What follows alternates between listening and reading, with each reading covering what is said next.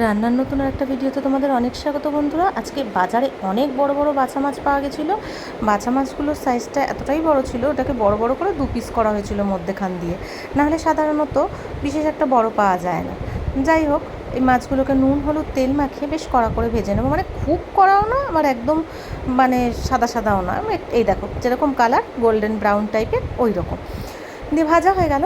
এবার কড়ায় যে তেল ছিল তার মধ্যে কালো জিরে কাঁচা লঙ্কা ফোড়ন দিয়ে আলুগুলো লম্বা লম্বা করে কেটে নুন দিয়ে ভেজে নিলাম। এদিকে ধনের গুঁড়ো জিরের গুঁড়ো কাঁচা লঙ্কা আদা আর টমেটো দিয়ে একটা পেস্ট বানিয়ে নিলাম, তার মধ্যে হলুদ আর কাশ্মীরি লঙ্কার গুঁড়ো দিয়ে দিয়েছি, দিয়ে এটাকে মশলাটা ঢেলে দিলাম আলুর মধ্যে, তারপর একটু জল ধুয়ে দিলাম বা মশলার বাটি ধুয়ে, তারপরে নুন দিয়ে দেবো, একটু পরিমাণে মিষ্টি দেবো, দিয়ে খুব ভালো করে কষাতে থাকবো। সুন্দর এরকম কালার বেরিয়ে তেল বেরিয়ে আসবে তখন পরিমাণ মতন জল দিয়ে দেবো।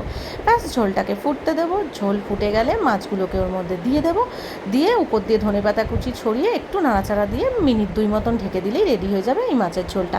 অসাধারণ খেতে হয় বন্ধুরা, অসাধারণ যাকে বলে। আর মাছটায় এত তেল ছিল, দেখো এত পরিমাণে তেল বেরিয়েছে এক্সট্রা, সেটা রেখে দিয়েছি। দুর্দান্ত হয়েছিল খেতে, ভাতের সাথে যেন গরম ভাতে জমে যাচ্ছিল। তো তোমাদের কেমন লাগলো অবশ্যই কমেন্ট করে জানিও। আর তোমরা কি কেউ এইভাবে রান্না করো? আর যদি না করে থাকো অবশ্যই করে নেবে। দেখো কি পরিমাণে সুন্দর কালার এসছে, যেমন দেখতে হয়েছিল তেমন খেতে। ভালো লাগলে লাইক কমেন্ট শেয়ার করতে ভুলো না। ততক্ষণ সবাই ভালো থেকো, টাটা।